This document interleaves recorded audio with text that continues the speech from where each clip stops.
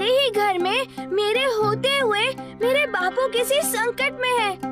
मुझे कुछ सोचना होगा।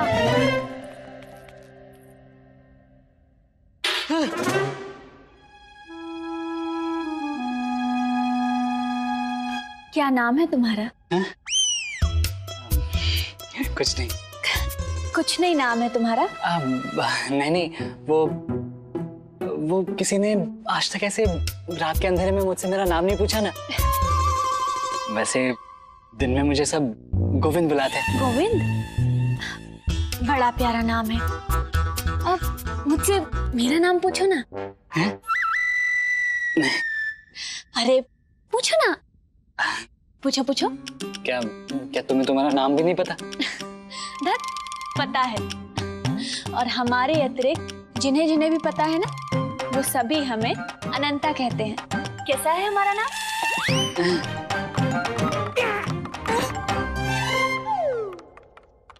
लगता है कोई आ रहा है। हाँ, तो अब ना बिल्कुल चुप चाप।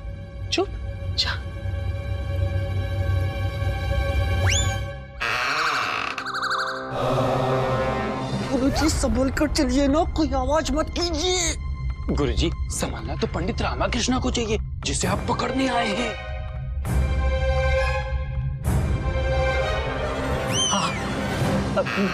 जोर से बोलो। जय माता। जय माता की। भ्राताश्री। अनंता।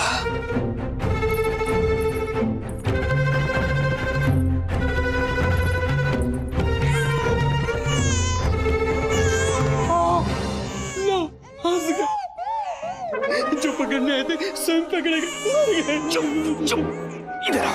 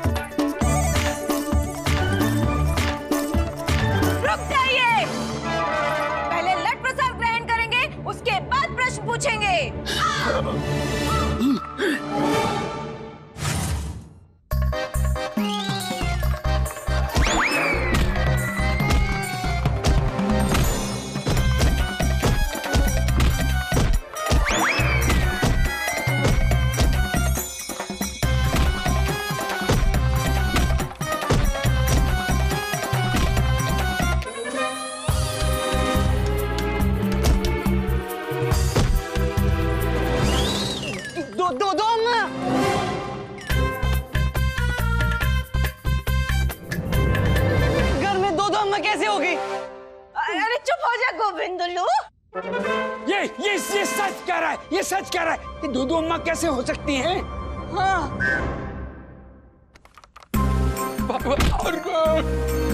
ये इस अम्मा ने मुंह को ढका हुआ है। अम्मा को जुकाम हुआ है ना? अच्छा। खैर वो छोड़िए, दो नहीं अभी चार अम्मा दिखाई देंगी आपको। जब अम्मा की लाठियों से आपकी हड्डियां टूटेंगी ना, तब आपको समझ में आएगा। देख क्या रही हो अम्मा? मारो।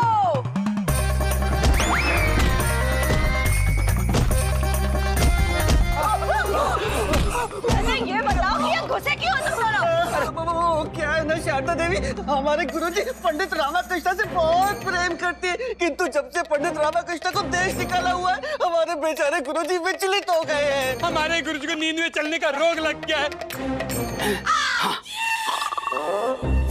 देखो कैसी हालत हो गई है।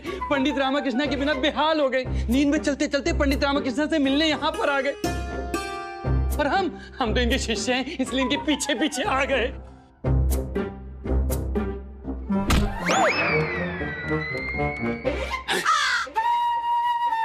हम कहाँ हैं? क्या गुरुजी आपको इतनी मार पड़ी कि आपकी याददाश्त ही चली गई? आप भूल गए गुरुजी, आप नींद में चलते चलते पंडित रामाकृष्ण के घर पर आ गए। पंडित रामा का घर? ये अम्मा है, प्रणाम करो। अम्मा, अम्मा प्रणाम। हाँ? रामा यहाँ नहीं है, विजयनगर में भी नहीं है। जाओ, अगर ये फिर नींद में चलने लगे तो मेरी तरफ से 2 लाठी और मार दो। मारना मत, मारना मत, चल चल भागो। एक बात बताइए अम्मा जी, बूढ़ी हो गई आप? हाँ गुरुजी, अम्मा ने लाठी भी ढीले ढीले मारी। हाँ, आज की मार में पहले वाली बात नहीं थी, है ना गुरुजी? दम नीरा लाठी में आपकी।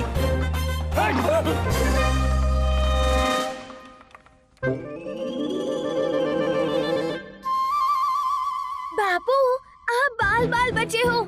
इसका अर्थ ये नहीं है कि खतरा टल गया। खतरा तो बस इस कोहराम के बाद जो हमारे घर में मचा था, थोड़ी देर के लिए शांत हुआ है।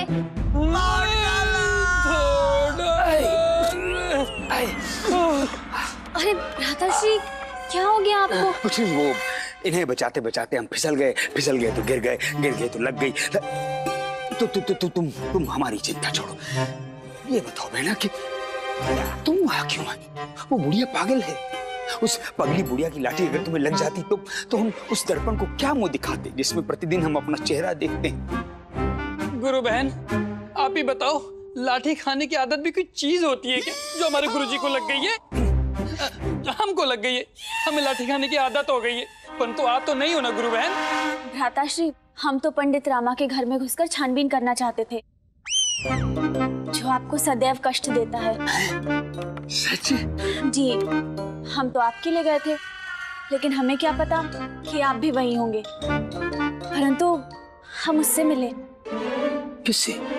हमारा अर्थ है कि हमने देखा। किसको देखा? उसको, जो बहुत सुंदर था, जिसके माथे पर रात्रि में भी तेज चमक रहा था, और उसकी आंखें जैसे ज्ञान का प्रकाश, और उसके चेहरे पर भोला सा भोलापन, और उसकी सज्जनता तो। स्पष्ट कहो ना कि वो पंडित रामा कृष्णा को देखा। पंडित रामा? हाँ, अब किसी को तो देखा था। किसी को तो देखा था, अर्थात पंडित रामा कृष्णा को ही देखा होगा। इसका अर्थ है कि महाराज ने जो घर उसे रहने के लिए दिया था, वो छुपने के लिए उपयोग कर रहा है। कोई बात, जाने दो। तुम एक काम करो, रात्रि बहुत अधिक हो गई है, जाओ, जाकर आराम करो।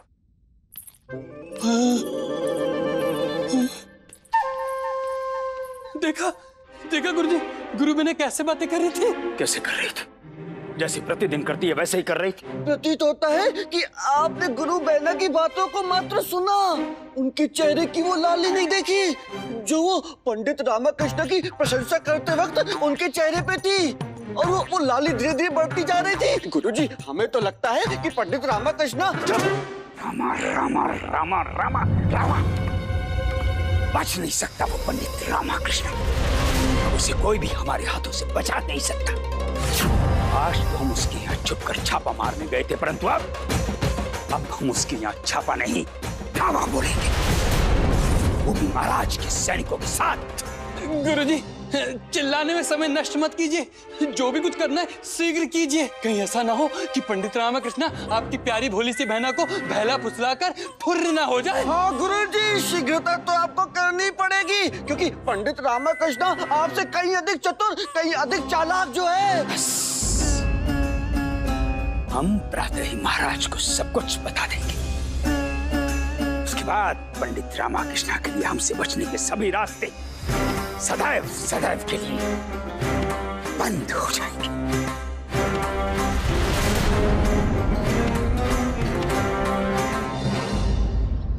अपना सर छोड़ो और ये जल ग्रहण करो।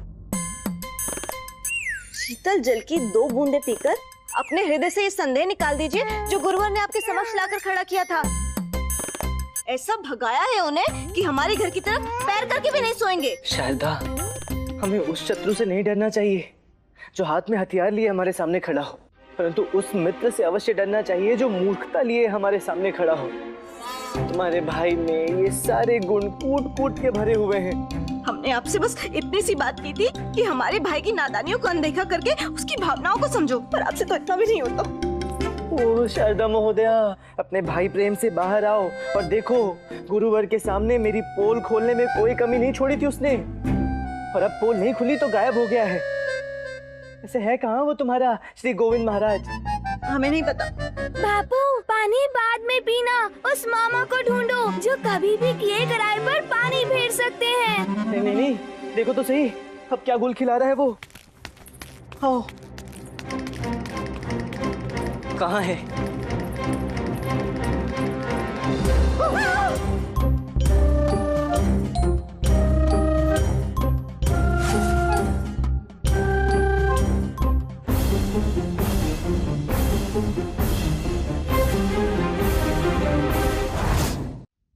वाह वाह वाह, मेरा जीवन अधर में लटका कर तुम स्वयं उल्टे हो रखे हो। मेरे भाई पर क्रोधित मत होइए।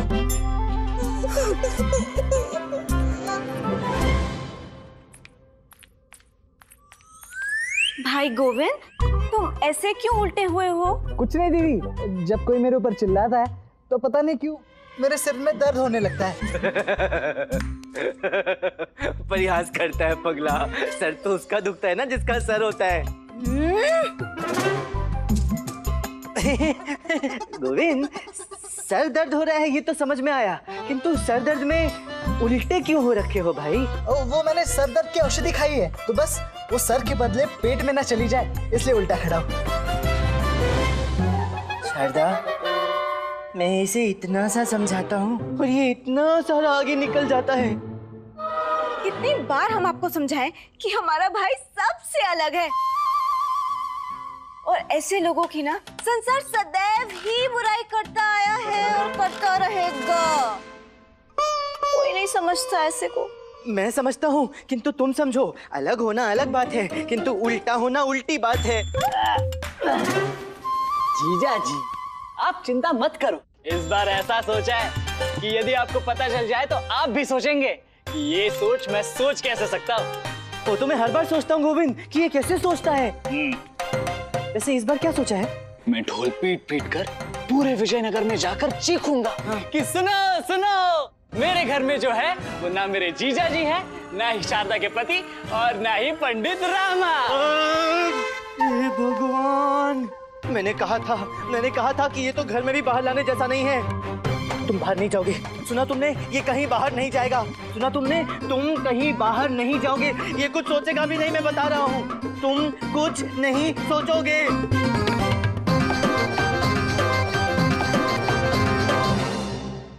जीजा जी, मैं सही सोच सकता हूँ और ये मैं आपको दिखाऊंगा। हाँ, अब आपको खुश करने की विधि मुझे मिल गई है। मैं डंडे से प्रहार करूंगा अम्मा के ऊपर और मुस्कुराहट आएगी जीजा जी के चेहरे के ऊपर। रामा, इसके होते हुए तो तू पाताल में भी नहीं छुप सकता, घर में कैसे छिपेगा? वही तो समझ नहीं आता बंधु, यहाँ घर में ये लोग हैं, तो बाहर गुरुवर हैं, इन्हें तो मैं संभाल लूंगा, बस अब और कोई मुसीबत नहीं आनी चाहिए।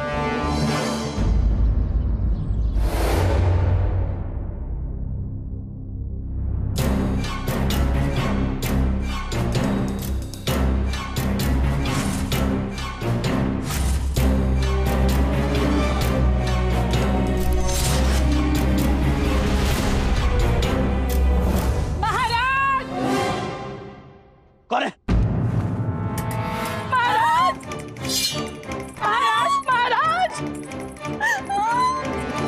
मैं तिरुमलम्बा। बैठ, यहाँ बैठ, शांति करो, बैठ। आओ हमारे साथ, शांति। इस सुबह सुबह कच्ची नींद से उठ गई है, अपना बनाया हुआ काढ़ा पी लिया उन्होंने। नहीं महाराज, महारानी तिरुमलम्बा के गहने चोरी हो गए हैं। उनका सोने का हार, उनके सोने के कंगन। नहीं, मात्र हार और कंगन नहीं। तो और क्या चोरी हुआ है?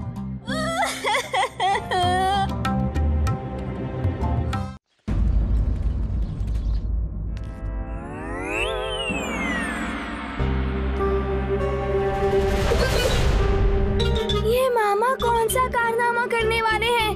बापू, कहाँ हो?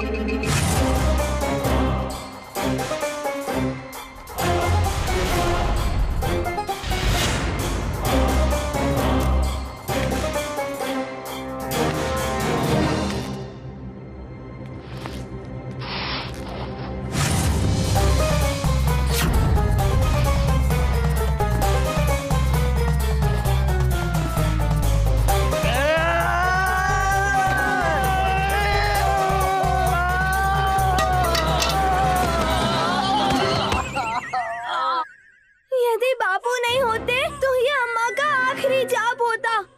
उठा लो। कौन किसे उठाए, दोनों तो गिरे हुए हैं। अरे तुम दोनों एक दूसरे को उठा लो। उठ उठ उठ। वैसे आप करना क्या चाहते थे? हाँ, ओ शारदा महोदया, सारे प्रश्न मुझसे ही करोगी? कुछ अपने इस बुद्धिमान भाई से भी कर लो। दीदी मैं तो अम्मा की सहायता के लिए कर रहा था, बीच में जीजा जी आ गए। ओ, मैं बीच में नहीं आता ना तो आज अम्मा हमारे बीच में नहीं होती। शारदा, ये अम्मा को लाठी से मारने वाला था। मैं मारने नहीं वाला था, मैं तो बस मारने का अभिनय कर रहा था। क्यों? मैंने ये कदम अम्मा का निरीक्षण कर सोच समझ कर उठाया है। और मुझे पूर्ण विश्वास है कि अम्मा फिर से बोल सकती है, क्योंकि मैंने अम्मा के संकेतों में इनकी दबी हुई आवाज को सुना है। ये लो अम्मा, इन महाशय ने तुम्हारी आवाज सुनी है। वैसे अम्मा की आवाज तुम लाते कैसे? मेरे बचपन में मेरे गुरुजी का एक शिष्य था, तो बेचारा चल नहीं पाता था। तो अचानक एक दिन गुरुजी ने एक युक्ति अपनाई। वो एक लाठी लेकर आए और प्रहार करने का अभिनय करते हुए उस शिष्य के पीछे भागे।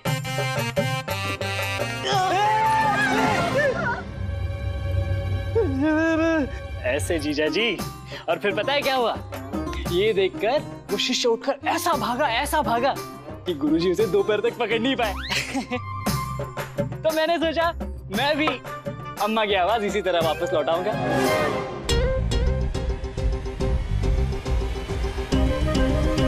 महाराज, सोने का हार नहीं, हमारी माँ का दिया हुआ, हमारे मायके से आया हुआ सोने का हार और कंगन। आप शांत हो जाइए, शांत हो जाइए।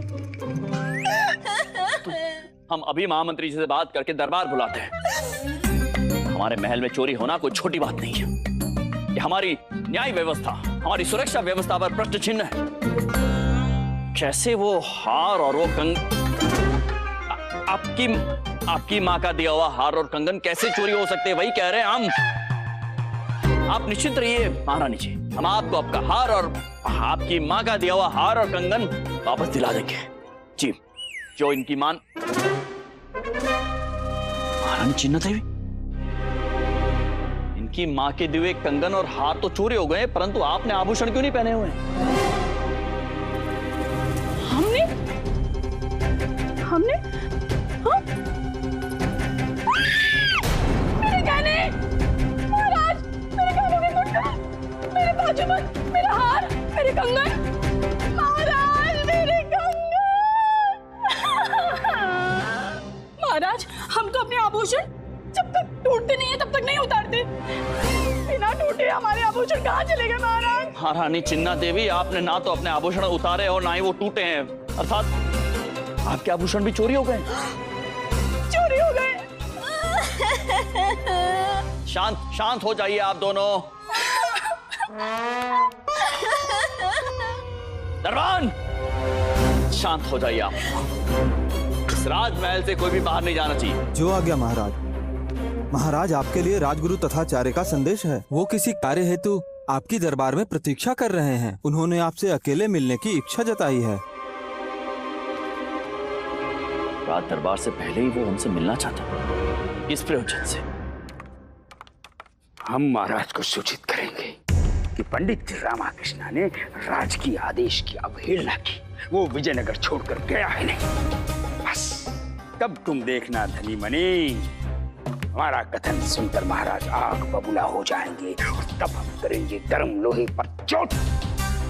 हम महाराज को कहेंगे, महाराज ऐसा करना राजकीय अपमान है और पंडित रामाकृष्ण को इस राजकीय अपमान के लिए कड़े से कड़ा दंड सुनाइए।